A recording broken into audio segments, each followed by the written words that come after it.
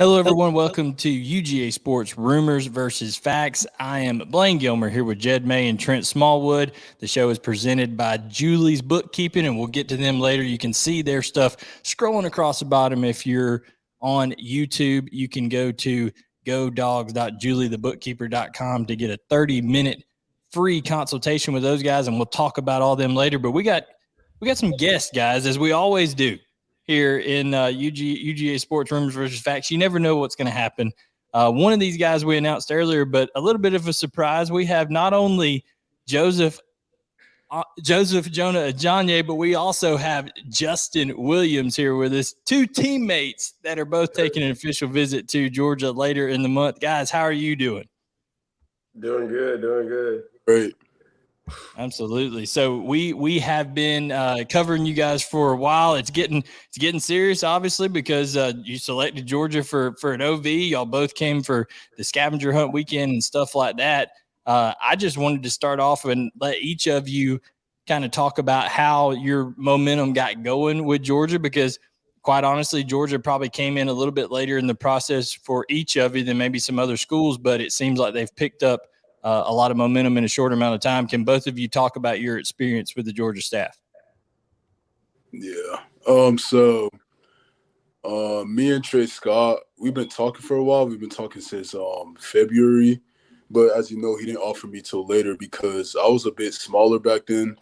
So which makes sense because D linemen in their defense are kind of big. So I got bigger, then he gave me the offer. So that's really how it is. So we've been talking for a while. So yeah. Justin? Coach Shu hit me up on a random day. He was like, yeah, we're sorry because they missed my evaluation. They thought I was a running back at 185 still from freshman year. And he was like, we missed it. I'm sorry. Like, I'm so sorry. That he was like, I'm looking to give you an offer. Just wait. And so like a day later, he hit me up and was like, yeah, we're going to give you an offer. Like, we're so sorry about everything. But yeah, that's kind of where it started. Absolutely. Jed, go ahead. Yeah, I mean, I guess for Joseph, I hit you up. I think it was in March or April when you got that Georgia offer. And right off the bat, you were like, yeah, Georgia's my dream school. And, a kid from Texas, you don't hear that a ton. So, I mean, just tell the people what it was that made Georgia your dream school when you've got, Texas A&M, TCU, LSU, all these other schools that are closer to home. What had Georgia as that kind of dream school status for you? It's really because of that defense. When I first started playing football, I used to watch a lot of Georgia film. So naturally just became my dream school because their defense was so dominant. And that's mostly it. Just the dominance. Simple enough. Yeah.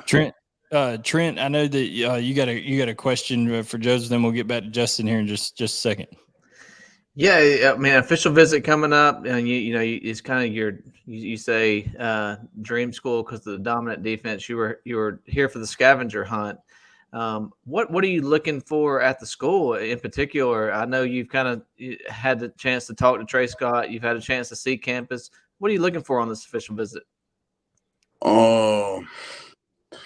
Really, I'm just going there to hang out because they already showed me everything I wanted to see on my unofficial. So I'm just going back up there just to hang out with my teammates, my family, and the coaches, really. What have they kind of told you about as far as scheme fit, where you would fit in? They see me playing mostly end in their defense, and then on some certain packages, I'll go down to 3-tech. But Trey Scott sees me at 3-tech, 4-tech, 5-tech, and 9. So And 9. Oh, get you out wide and rush. Justin knows a little bit about that. He can move inside, outside a little bit. Justin, what have they said to you about your versatility and how Georgia and Glenn Schumann likes to utilize those inside backers? Man, Coach Shooter, he was talking about some, we need you to stay around like 210, 215, stay fast, fluid. He said I can go down there, go rush a little bit. He said I can play in the middle because, he likes his linebacker small and everything. I can also play outside because of my coverage ability, man. Coach Shoot, he's just down for everything. I kind of like he's just optimistic about everything, honestly. Your recruitment is interesting to me in the fact, Justin, because Alabama, Oregon, Georgia are kind of the three that you're really looking at hard right here. All those coaching staffs have so much overlap in terms of being kind of, from the Saban coaching tree, Saban, Kirby, and Dan Lannon, they've all worked with and around one another. Do you see some of those similarities amongst those programs, and are there any differences that you've kind of gathered as you've been to those schools? I see the similarities in just like all of them. I think with Coach Saban, he's obviously a great coach and he has a great philosophy of everything. I think with all the coaches, their play calling is it's like they all have a base around the same thing, but they just call it a little bit differently, honestly. And I think they all learn from Coach Saban, but I think they're all making it their own unique way, honestly. Last one for me, for you, and then we'll get the other guys jump in here.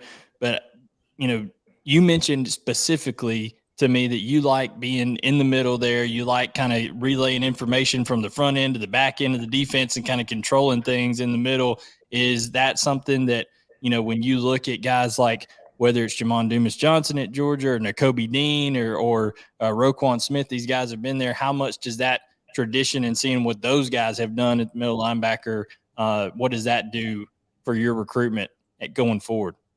Oh, that does a lot. I mean, it just proves that like Georgia's linebacker, honestly, I mean, it really plays a factor in where you want to go, honestly, because it's a development process. So you see that those guys have developed into great linebackers. So as a linebacker, you want to be great. So that's really it, honestly.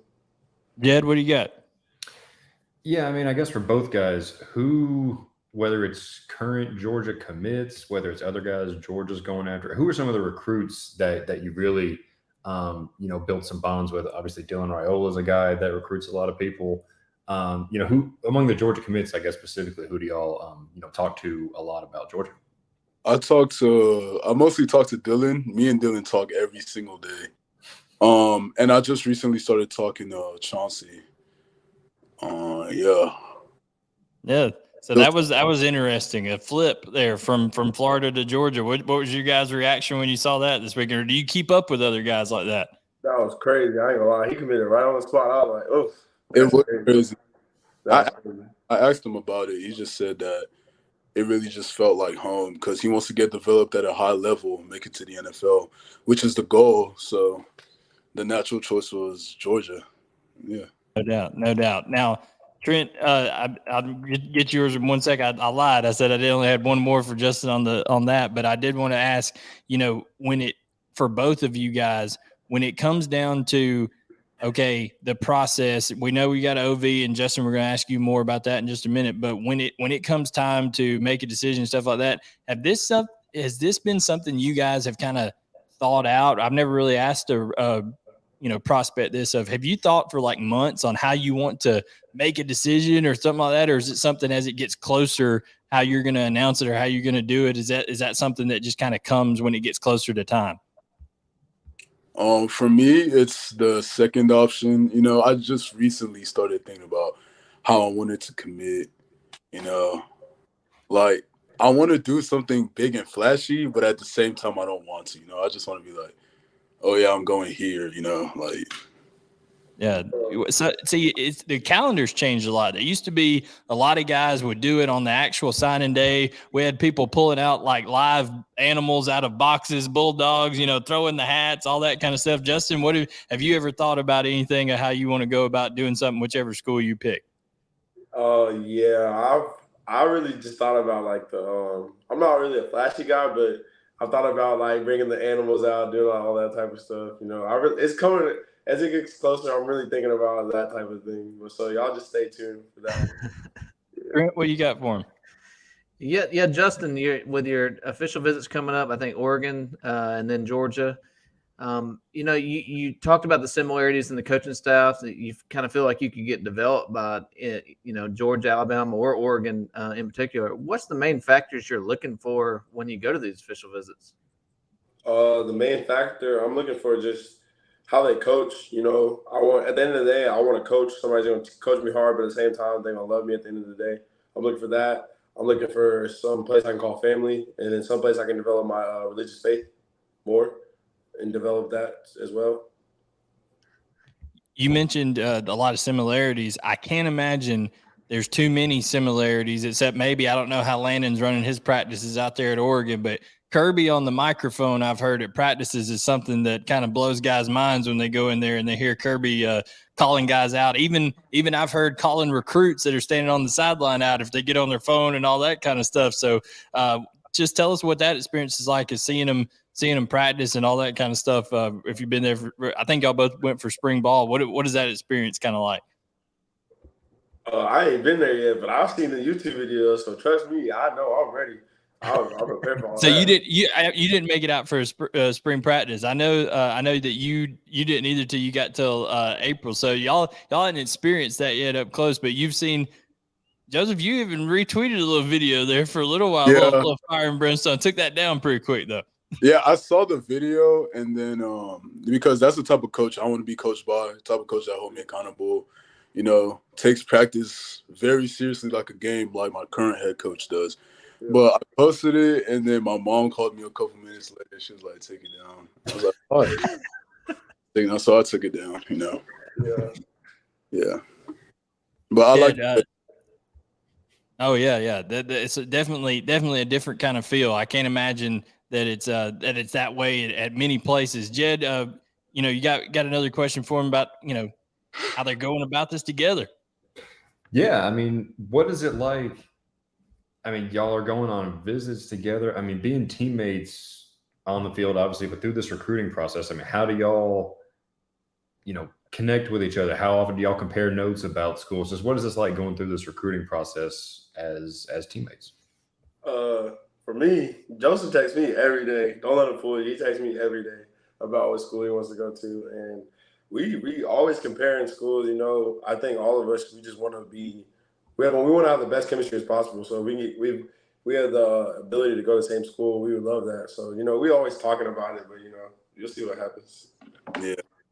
So John Martin on YouTube says here, what are the current height and weight for both players? So give us that current height and weight, guys. What are you measuring in at?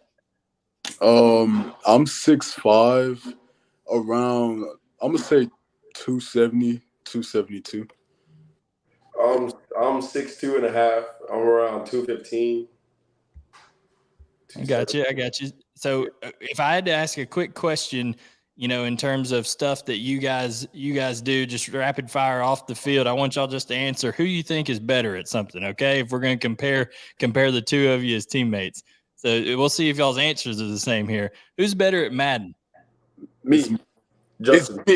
Bro, I just got back from somebody's house and I blew him out 3 times. It's me.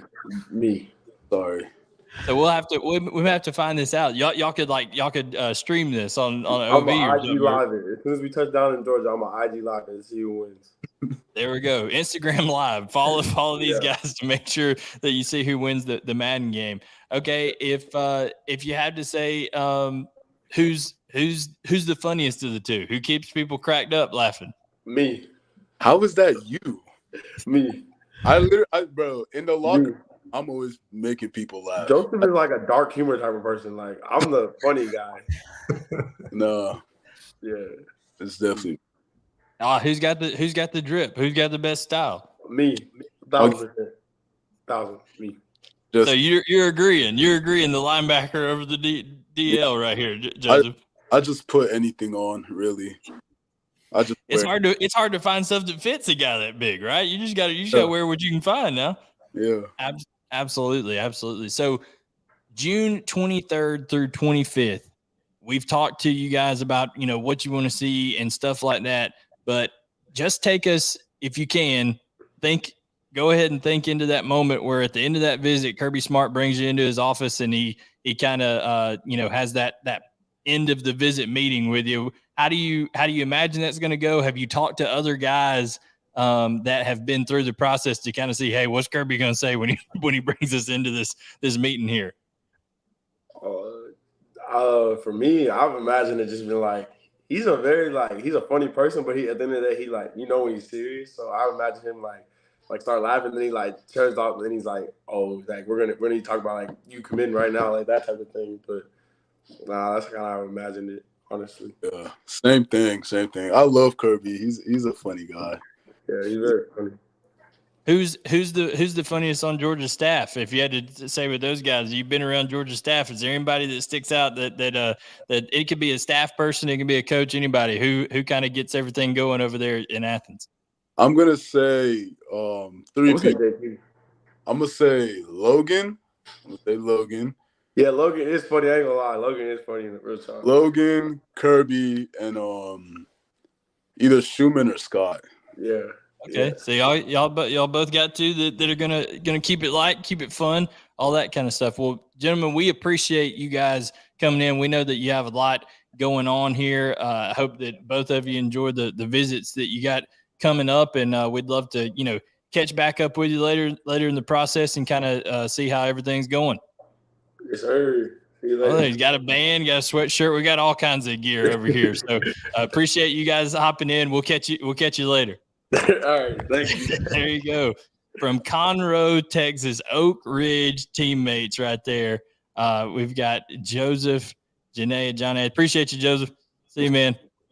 So we had them on here, and we guys, what are your takeaways other than them flashing the Georgia gear at the end of the video there? Joseph Jonah-Ajonye smiles a lot. He reminds me of, and Trent, you covered him, so you might have, but he reminds me of Lorenzo Carter for some reason, like just the vibe he has. He's just a happy guy, smiles a lot, and he loves Georgia, and it's crazy because, like Blaine, like you mentioned, Georgia just offered him 2 months ago, and in 2 months, Georgia's gone from a new offer to, arguably the favorite in this thing. It's amazing how much ground Georgia's made. Really with both of those guys, but especially with Joseph, just instantly, it seems like, it's gone from 0 to 60 real quick with him. The funny thing is, you mentioned Lorenzo. I was thinking Christian Miller. Okay, yeah. He looks, who Joseph looks just like? He is a doppelganger for Ben Watson. He looks exactly like him. Yeah, so he looks just like Ben Watson. But yeah, Christian Miller smiled all the time like that, and just you can tell, he's a quieter kid, but he's both of them are big time targets for Georgia, and I think this official visit could go a long ways towards Georgia keeping that momentum with these two. I think it was interesting when I asked Justin about how, okay, so all of your coaches are really from the same coaching tree. So you really see that emphasis on great inside linebacker play from that coaching tree out there, Saban and Kirby working under Saban, then landing under Kirby. So it's kind of an interesting dynamic when it comes to those being his top three schools. But that has to be a fun thing for those guys, as they said, on the scavenger hunt to take their visit together to Athens, and then now going to be coming back for an official visit together. Hey, it saved us a little time there, getting both of them on together. Okay, we're able to kill two birds with one stone. And if you want to do that, if you want to save some time and some money, you need to go to godogs.julie the bookkeeper. That's Julie the bookkeeper. So that's 2 K's back to back, bookkeeper.com, JulieTheBookkeeper.com, and you can schedule a 30-minute free consultation where they'll tell you how you can save not only your time and focus what you do best, but they can save you money. It says the research they've done with the clients they've brought in, outsourcing bookkeeping can increase your profitability for your small business up to $7,000 a year. So why would you not want to save that money and do what you do for a living, not have to worry about bookkeeping, because that's what Julie does. So you don't have to. She'll take it off of your plate. These are Georgia fans. Julie and Chris are Georgia fans. They've raised their family to love Georgia, even though one of their children their son went to Florida State, but he's still a Georgia fan. No worries for people over there on that. So Julie and Chris over at JulieTheBookkeeper.com, make sure to check them out today, because I know that it can be frustrating firsthand from keeping books and all that kind of stuff, and you need to make sure you're doing everything the right way, and they can tell you how, whether it's an LLC, S Corp, whatever you have going on. Visit Julie's Bookkeeping, and you can use godogs.juliethebookkeeper.com for a 30-minute free consultation today. So guys, we have a lot to talk about. We've put out the top 10 right before we came on the show, Jed, you got your tracker coming out tomorrow. Trent, you've done updated, class predictions. Constant content is flowing out over at UGASports.com. So make sure you're a member of the vault. But guys, I just want to ask you general thoughts here after 3 official visit weekends, 1 in May and 2 in June. What are your thoughts about, okay, Georgia's #1 team in the class rankings, and what's left on the plate? Give me your overview of these first 3 official visit weekends. Yeah, I mean, I think when you look offensively, like the positions of not need necessarily, but I don't know, concern or whatever, we're running back and offensive line, and those have really started to come to shape the past couple of weeks, because over the weekend, Blaine, you mentioned Georgia flips Chauncey Bowens from Florida. And also they had Nate Frazier from Mater Dei in town and made a big move with him. So all of a sudden, the Georgia's potential trio of running back is taking shape with Dwight Phillips, Chauncey Bowens, and potentially Nate Frazier if they can close things out with him, although he's got some visits coming up. And then offensive line, Blaine, you had a story on Fletcher Westphal today where he said Kirby Smart told him they're looking to take 2 more. They've got Marcus Harrison. They've got Malachi Tolliver. There's a silent commit, according to Kirby Smart, and then that leaves 2 spots. So whether it's Westphal, whether it's Marcus Easley, Casey Poe, Ethan Callaway was there this weekend. That we've kind of got – 5 has kind of been what we've thought, but from the man himself, Kirby Smart, that's what they're looking at. And then, when you talk about silent commits, there's several different guys that could possibly be. So we kind of have an idea of 2 – again, the 2 positions that we've kind of been wondering how everything's going to shake out, they're starting to come into focus a little bit. Yeah, I think it's interesting that over the last 2 the weekends that we've kind of discussed guys that could, announce, guys that were kind of close, numbers that we were predicting at the end of June. And I think it's funny because we've, a few of these guys that have announced we're not even playing, kind of in our plans as far as announcing. So that number has shot up. I think there are 18 commits and can very easily get to that 20 by the end of June. I think that's pretty much sold now that they're going to get to that number and maybe by the end of this week. Yeah. And I think you're going to get to maybe even 25 now by the end of July. We didn't expect Justin Green to go as soon as he did, and he went ahead and announced following his visit. Chauncey Bowens was a possibility, but it wasn't anything guaranteed. So I think that a couple of guys have come off the board that we were not, had that we were expecting that soon, and I think it's going to continue to go up from now. I think there's a bunch of guys still on the board that Georgia sits very well with. Yeah, one of those guys would be, Jordan Thomas, who came on the visit this weekend, and you're talking about these defensive linemen. So, Jed, you mentioned offensive line taking shape. Defensive line, Trent, you invoked the name of Justin Green there. So we've talked to Jonah-Ajonye on the show today. He seems to definitely have a lot of Georgia momentum there. Justin Green, of course, has committed.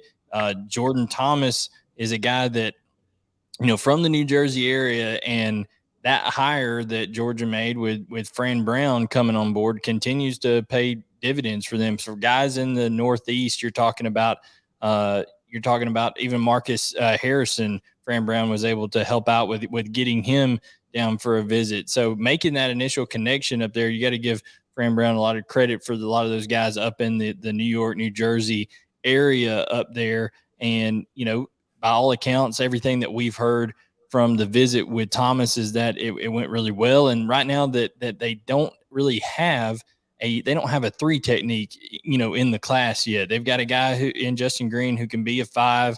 You heard Jonah-Ajonye say that they're looking him as a 5 who can slide down to a 3 sometimes. But Trent, Jordan Thomas, if he were to be a guy that were added to this class, he's a guy that's getting up closer to 3 bills and can really move. Yeah, that's the kind of athletic big man that you've had in the past, but like your Jalen Carters and those type of guys, and you got to keep loading up the cupboard behind those guys that Georgia has, and I think he would fit that 3 technique very well. It also kind of tells me that Georgia's going to go with 4 defensive linemen in this class, maybe 2 guys that can play the 5 tech, and then 2 guys that can play on the interior, and that 3 tech, or maybe 1 that can slide down the nose. So it really seems like, for a while we thought they might take 3, but it's looking more like they're going to take 4 defensive linemen in this class. Yeah, I thought that number could be as low as 2 at one point, because they looked like they were going to bring just so many offensive guys in. And I still think they will bring way more offensive guys in.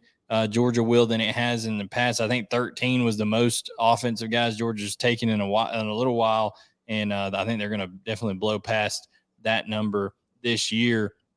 So we're going to get to questions and go ahead and hit those here on the vault. Jed, our first one is from R Hall 55. He said, which high school players are visiting Athens this weekend? So the official visitors we have coming up, who are the guys that we've got on our list? Yeah, I've got the official UGASports, official visit thread, which we've had up, guys, for probably going on 4 weeks now. We've got receiver Amari Jefferson is coming up an official visit to Alabama. Christopher Jones, linebacker, who is, I know he's taking an official visit to Florida. Offensive tackle Jonathan Daniels. Defensive tackle Aiden Breland, who, we were just talking about that position. He's another guy, Blaine, that could end up at that 3 to 5 tech kind of spot. Zion Reagans, which is an interesting one because we've kind of been hearing that he might not be as high on the board as he once was. He's coming off an official to Oklahoma. Drew Miller, the punter, is UGA commit. Punters are people too, despite what people would have you believe. And inside linebacker Chris Cole for Virginia is also going to be in town as well. So, with the next 4 weekends, you're talking about inside linebackers going to have a lot of talent. Or next 2 weekends is going to have a lot of talent at that inside linebacker position in Athens. And then they ask, are we through with the portal? Well, you're through with the portal to December because there's not another portal window. So unless it was a case where, correct me if I'm wrong, Trent, a guy was already graduated or something like that, and it was a unique circumstance where he'd already entered the portal but hadn't been picked up yet. But I don't think any of those guys that Georgia would want are out there. Yeah, and it would have to be out of the conference, I believe. Yeah. So, but yeah, I think over the next couple weekends, inside linebacker is going to come because we thought we had a handle on the inside linebackers, and Sammy Brown elected to commit to Clemson, and it's looking more like Georgia will be able to hold on to what they have committed. So you're looking at guys that over the next couple weekends that's going to fill that last inside linebacker spot, and it'll be interesting to see what happens with that, whether it be Justin Williams or Chris Jones or Chris Cole or another name pops up. So I think that last inside linebacker spot will we'll have a better handle on it after these next 2 weekends. And I think what Justin told us in that interview is quite interesting, that recruiting and evaluation is far from an exact science. He said Glenn Schumann actually apologized to him, said, hey, man, we thought you were a running back from when you were a freshman and missed the evaluation period on you and all that kind of stuff. And to be able to get as far in the mix as they have with a guy who's now a new 5-star inside linebacker for Rivals as of today, that's quite impressive, I think, on Schumann's part. And then, of course, with Williams wanting to see what Georgia can do at inside linebacker. Jed, we got one from Harley Dog 80 here. Yeah, any smoke for Daniel Calhoun going to Alabama? Any smoke? Trent, what are your thoughts on Calhoun coming off of his visit to Alabama? I mean, I think Georgia and Alabama have been the 2 teams since the beginning. I think Georgia, set well coming off their visit, last weekend, and I think Alabama, of course, is going to made them think, twice about Georgia coming out of their visit. But I don't think that, when it's all said and done, after the high wears off, I'm not sure. I think Georgia's going to be tough to beat in this recruitment at the end of the day. The relationships he's built with the staff and the targets, commits, those type of guys. I think Georgia's going to be hard to beat. Alabama is definitely a serious threat to land Calhoun, but I think Georgia can hold him off and in. Yeah, it's gonna be interesting with that one. As we said, at one point early on, it was like, hey, is Tennessee or Florida State going to be involved in this thing? And then it's kind of whittled down to Georgia and Florida in that way. He still does have a visit to Tennessee coming up. So listen, Jed, I think it's rare that a guy goes on an official visit anywhere, especially one of these top programs, and doesn't have a good feeling about that school coming out of it. I mean, that's a very, very rare case. Yeah, and it's like you said, I mean, there's a reason official visits are important, because these guys are treated like royalty essentially for 48 hours. But and Blaine, I know you talked to Fletcher Westphal, who does this, and I've talked to some guys this week who have done this as well. I hear a lot more guys saying, after every visit, I'm making pros and cons. I'm talking with my parents, and at the end of this thing, we're going to sort everything out. Like, that seems to be a more common sentiment that I'm hearing from guys. And if you're Georgia or Alabama or wherever, you want to hear that, because you don't want anybody to make rash decisions and then flip or decommit or go to the transfer portal or whatever. So I'm hearing that more and more. And I think when it comes to Calhoun specifically, like you said, Alabama does official visits well, or they wouldn't have recruited as well as they have for 20 years now. But I think at the end of this month, when Daniel really sits down and looks at these things like Trent said, I think Georgia might be able to hold Alabama off. It's going to be between Georgia and Alabama, I think, Trent, like you said. That's kind of how it's been the entire time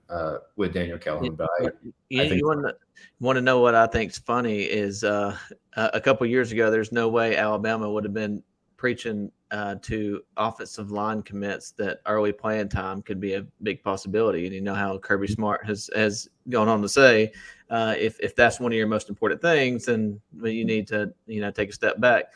But I did read that they were saying early playing time is a possibility if you come here, and that's something that I don't think Alabama's that lane that went down that lane in the last couple of years. Yeah, at offensive tackle, especially if he stays at offensive tackle, there is some speculation he can move to guard, but both schools are telling him they want him to start at tackle in his career and give that a shot to go on. But I don't care if you're playing 7A ball in Georgia, going in and having to play as a right or left tackle in the SEC as a freshman is just about impossible to go and do with a lot of success. So that is something to take into consideration. I'm sure it seems attractive and everybody wants to compete, but we'll see how that goes. Jed, you already kind of got a jump start on the OL class on this, but the Boy Racer 45 says predictions on the OL class. If you had to pick today, where do you think? So we're gonna assume everybody stays committed, Marcus Harrison and Malachi Tolliver. So then that leaves 3 spots left. If you guys had to pick it out today, who are some guys that jump out that you say may have the edge? I mean, I would say, like we just talked about, I would pick Daniel Calhoun.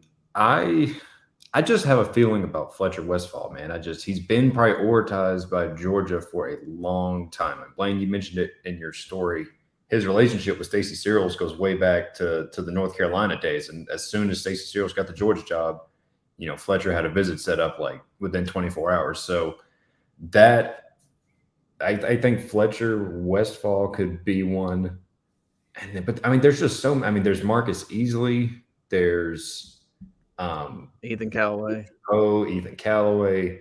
I mean, Jonathan Daniels is a guy that isn't talked about, not to say Georgia leads, but like there's just a lot of talented guys that are fighting for these last couple spots. So I don't know. If you put a gun to my head, I would say Calhoun, Westphal, and I would say, I don't know, I'd say Easley, I guess, because I know Georgia, that official visit with him went really well last weekend. Yeah, Trent, I'd probably agree with those. I'd give some thought to Casey Poe. Maybe ended up in this class. I know he really, really enjoyed it. He was on with us, and that's a guy that they're looking for, a guy that can play, guard or center, and I think that would fit more in his type role, being an interior guy. So it becomes, okay, who's the right fit and how they all come on board. Yeah, I mean, if you're at UGA Sports, and my class prediction right now has changed, and I mean I have Calhoun easily and Ethan Callaway as the three right now. But Fletcher Westfall is definitely a possibility. I mean, if I had to add one and remove one, I mean, I think Fletcher Westfall would fit into that class. I think those are really the 6 guys, with Casey Poe being the 7th guy right now. But I think any of those 5 out of 7 you can't go wrong with this class. Where do you think that Georgia is with Justin Scott after his Michigan visit and before he heads to Miami? My opinion is that I think Georgia's in great shape here, regardless of what visit he takes over the next 2 weeks. How do you guys feel about it? I think Georgia's at the top because he told me Georgia was at the top. But I think, it was interesting, and I posted this on the board the other day. Josh Hinchke from our Michigan site had a report on Justin Scott, and he said he had been hearing that maybe Miami wasn't as big of a factor as it once was, which is good news for Georgia because Miami had kind of seemed to be a major player in this thing for a while. So, it's Georgia, it's Miami, it's Michigan, obviously, Ohio State, and Notre Dame. And I think just what Georgia did on that official visit last week, and I know we chronicled it last week, but what Georgia showed Scott, what they showed his family, the experience, getting down to campus for the first time. I think Georgia, I mean, when I talked to him on the phone it was about 10 minutes, you could really tell how much he loved the people, the environment, all that kind of stuff. So like you said, I think Georgia's going to be tough to beat. It's going to be interesting because he's not married to a commitment timeline. Like, you wonder if it goes into the fall, does someone get him back on campus for a game day visit, make a move? Georgia, of course, would love to get him back for a game day if it goes that long. So that could affect things, but yeah, I wouldn't want to trade places with Georgia. I wouldn't trade Georgia's place with any of these other schools right now, for sure. Yeah, I think it's interesting that a lot of this, the re-rankings come out and Georgia's not even listed as one of the contenders, really. And I think that's an injustice to where Georgia sits, because I think Georgia sits, definitely at the top or right there at the near the top for Justin Scott going into I guess what his Miami official visit coming up. So I think Georgia is in a great spot. I think Georgia was in a great spot before their official visit. I just don't think it was talked about enough because you go back and we've talked about this before, but Georgia's the one that got him to postpone his announcement originally, which was going to be Notre Dame back in, I think, February. So Georgia's been there. They're not a school talked about enough in this, and I think they're sitting right there at the top. They're going to be hard to get to be knocked off the top. And we're trying to not sugarcoat anything for you guys either. We're trying to tell you the straight up what we believe and how we're assessing these things, because I was doing the top 10 today and it was very hard to whittle it down to 10. And I know I've left a couple guys off that probably should have been on the list, but we will tell you straight up, like this question right here with Leander Adams. And what about Brandon Baker? I don't see Brandon Baker in this class right now. Okay. I just don't see that happening. Even though he's scheduled to take an official visit, I don't see him ending up on the offensive line. Jed, you've covered Mike Matthews, and even though Georgia's put their best effort forward, I don't know that you could, confidently say that any of us truly believe that he's going to end up in this class right now. I mean, Georgia's definitely going to, continue to fight and all that kind of stuff, but there's certain guys that you just don't feel like are going to end up in the class. So if we're telling you there's a chance, it's not, blowing smoke. There's a real chance that a guy could end up in the class, or Georgia's in the top, top couple for him right there. All right. So let's blow through a couple more of these. What position do y'all feel after this recruitment cycle that UGA fans will be most excited about that's not the quarterback position? So obviously everybody's excited about Raiola and Puglisi both coming in. 2 Elite 11 finalists. So that is he's disqualifying that position. What position do you guys think will be most celebrated by Georgia fans out of this recruiting class other than quarterback? Well, I know it's not going to be receiver because everyone is going to complain about Georgia receivers until the end of time. So I'll say running back, just because, like we mentioned, Chauncey Bowens is probably going to end up a top 100 guy because, of course, I make the rankings. Nate Frazier could easily end up a top 100 guy. And then if he ends up committing to Georgia, and then you've got Dwight Phillips, who, even though he's not rated as highly as those guys, is such a fascinating player because the speed he brings is off the charts, especially for the running back position. So if Georgia closes with Nate Frazier and that's the 3 running backs they sign, I think that's a class that's going to make people really excited, especially, with Kendall Milton leaving, Dejon Edwards leaving, really trying to restock that room. I think that would make people very excited. Trent? Yeah, I think running back as well, but I mean, it's hard to argue against defensive back. Just from the pure talent, I know a lot of them have been committed for a while, but I mean, just looking at that room, Peyton Woodyard, with Jalen Hayward and Ellis Robinson, who I think's top 2 corner in the country. Then you have DeMelo Jones, who is just a heck of an athlete, and speed, and then you add KJ Bolden to that mix. I mean, you're bringing in 5, very elite defensive backs. So I know this is a broken record, and we talk about it every year how they bring in and restock that defensive back room, but it's hard not to be impressed with the defensive back class. Is it cheating to pick, Todd Hartley's position group year in and year out, because it's ridiculous with that man? I saw him standing beside Colton Heinrich and Jaden Riddell, and I've stood beside Colton Heinrich, and he's a big man. I mean, he's a big dude. But I saw those pictures. Jaden Riddell standing beside those guys, he is an absolute unit over there at 18 years old. I mean, this guy is humongous, just put together, looks like an NFL tight end right now, and Georgia has a chance to add a 3rd one in Carter Nelson, who could be more of a hybrid type guy. He took an official visit to Notre Dame this weekend, but Georgia's in a great spot with him. It's going to kind of Georgia, Nebraska was kind of the conversation. Maybe Notre Dame gets involved here after that official visit, but you have to really like what Georgia was able to put forward there. The tight end position is going to be impressive once again. Somebody asked, is Georgia still taking 3 running backs if Frazier decides to go elsewhere? I'll answer that one real quick because we're kind of short on time. They would take 3 if it was the right 3, and I think Christian Clark would be that other guy that you have to throw into the mix there. That you would have to put in that conversation. Hey guys, this is from RP 11-29-6. Hey guys, what is getting the most hype when talking to recruits about UGA? Is it facilities, family field development, or pipeline to the NFL, or 2 national titles? When you guys talk to people, what do you feel is the biggest draw to Georgia right now? I mean, this weekend specifically, it was development. I mean, talking to Mike Matthews today, basically everybody he talked to was about development. Mike Bobo showed in clips of guys he coached at Colorado State that went to the NFL, whether it's Michael Gallup or Rashard Higgins. Brian McClendon was talking about training with Julio Jones and AJ Green, and it's like, yeah, I can make you better because I know what it's taking for guys to have success in the NFL. And then Kirby Smart gave the age-old adage, right? Iron sharpens iron in practice every day. If you come to Georgia, whoever you play on Saturday, the defense isn't going to be as good as the one you face Monday through Friday. So,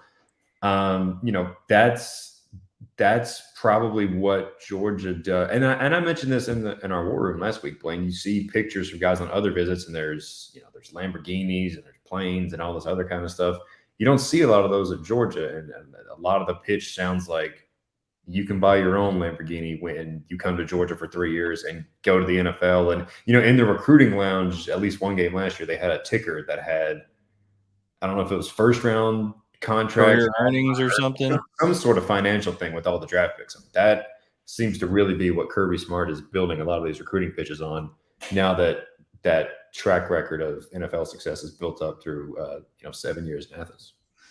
From talking to some coaches and I guess it comes from parents and stuff, is more relationship around Georgia and how they're the staff's all from the University of Georgia. They get a bunch of staff from the University of Georgia, and how they are so close, and how their families are so close, and how they know their kid's going to be get taken care of when they get to Athens. You hear a lot of the relationship. I know they're coming off 2 national championships. I know they're coming, but they haven't gotten stagnant. Their relationships are stronger than ever, and the coaches are. Their families are close. They're playing golf together. They're so and then they're really competitive with each other. So I think relationships is a big thing with families and high school coaches. Casey Bowe told us that Bobo and Searles like grabbed 2 fishing poles out of the office and just went walking down the hill to go fishing after his visit over there. So that was an interesting deal. Kind of fits in line with what you're saying over there. I agree. Development titles, winning and going to the league. That's what Georgia's selling better than anybody right now. PA Dog 610. Any chance of flipping Sandy Brown or is done deal to Clemson? Nope, done deal. He's not going anywhere. He's totally shut it down. Andy Stowe, Blaine, do you see these? You said these 5, and he's talking about in the war room. Calhoun, Westfall, Callaway, Poe, and Easley are all, the guys they're really considering offensive line. I didn't throw in Daniels, but he's going to be there this weekend as well. Of course, Jordan Seaton is a guy they're after, but these are the guys I feel the best about. Which two or three would they prefer, or is it a first 3 to commit? Guys, I think spots are getting tight, and of course, I think Calhoun has a spot no matter what. I think they really like Marcus Easley a lot, but those other 3 guys, it may be okay. Get in where you fit in, Yeah, I mean, I think you got to say Calhoun's priority 1A just because he has been for a while. But Blaine, you mentioned it earlier, like you wonder, depending on who goes first or whatever, if they say, okay, we really need to add specifically an interior guy like a Casey Poe, depending on how that shakes out. That would be the one thing that I would wonder about. Like, would you want, Calhoun, Easley, and Westfall, boom, boom, boom, if you think all 3 are going to end up at tackle, because the guys you have maybe profile a little more at tackle as well, especially Marcus Harrison. So that could be the one thing, but I think so would that make you push harder for a Casey Poe in that situation if it was 2 tackles that came up, But I mean, for the most part, it's probably like all those guys are takes, obviously, but I think Casey Poe is really the only one that fits that profile of being that offensive guard that they can slide in and play some center. I think maybe Callaway. Yeah, I mean, but the other guys are tackles that Mike can slide in and play some guard, but I don't see him sliding in and playing tackle unless you want a 6'8" center. Right.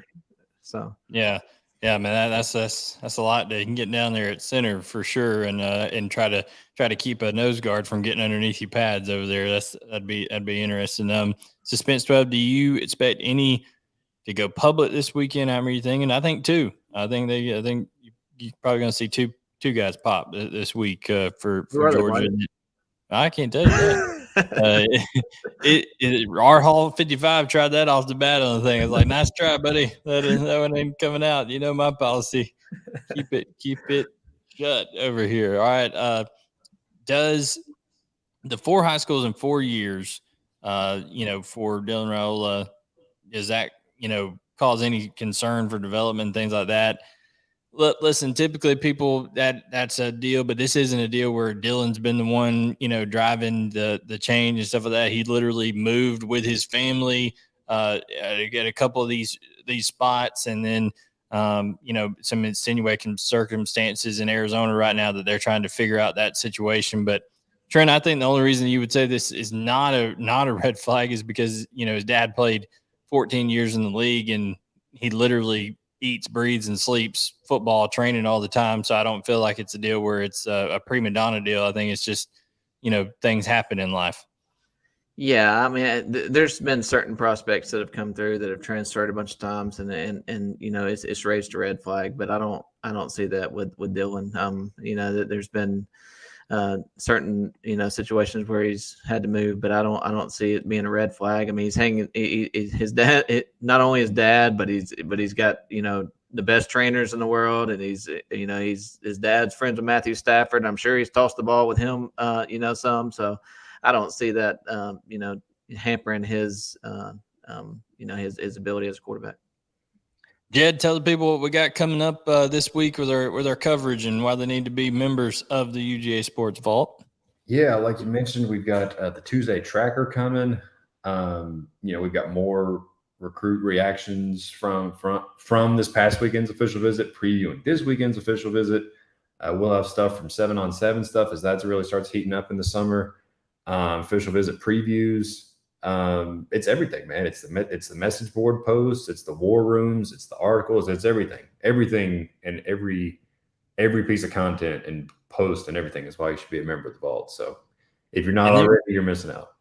There's guys on here that we didn't even get to that were, had good visits this weekend. Jordan Ross is a guy who had a good visit, and it's, Georgia, Florida, Tennessee fighting it out for him over there. So there's lots of guys that just because we didn't talk about them on here, it's literally because we're just trying to cover so much ground over here in the time that we're allotted. But Trent, I don't know that I ever remember. And I had a source tell me this, recently, say it's just so nice.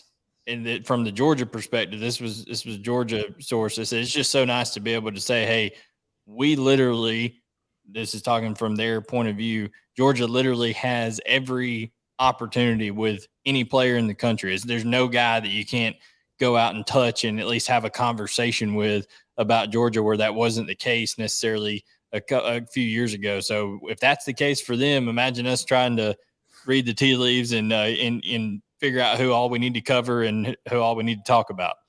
Yeah, and I mean, people don't realize how big. And I know Kirby Smart's an elite recruiter, and they recruit nationwide, but people don't realize how big playing a national championship out west is, and the Rose Bowl a few years ago out west, how big that is, and the recruiting circles of getting making these California kids and Arizona kids more familiar with Georgia, and that's really made their nationwide recruiting more dynamic. And I think Georgia's at the stage now that Alabama was about 5 or 6 years ago, where they can bring guys in, and they can land anybody in the country, or they can turn away. I mean, we've talked about, they've turned away, or not necessarily turned away, but they've turned away some elite prospects already in this class, and are pushed them further down the board.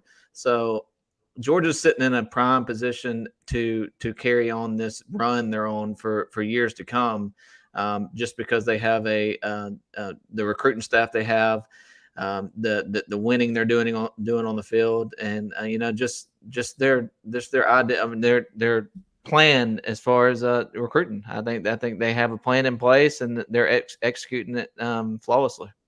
Yeah, they keep recruiting like this. Andy Stowe, I put a poll on Twitter yesterday. Whose title reign ends first, Roman Reigns or Georgia football? It's neck and neck right now over there with Andy's a big WWE guy, just like me. We're missing Raw right now, Randy. We gotta get caught, Andy. We gotta get caught up on that. Bulldog's gonna be struggling after next week. I mean, he's definitely gonna be struggling. So we'll see how it all happens over here. But guys, thank you so much for tuning in. For Jed May, Trent Smallwood, I am Blaine Gilmer. Make sure to check out Julie the Bookkeeper. You can find the link scrolling across the bottom. Go to godogs.juliethebookkeeper.com. Schedule yourself a 30-minute consultation, and they will help you out, help you save money, and you can help them out because they're Georgia fans just like most of you watching this are. So appreciate you tuning in. We'll be back with you guys next Monday night to talk more Georgia football recruiting. Everybody have a good evening, and we'll catch you next time.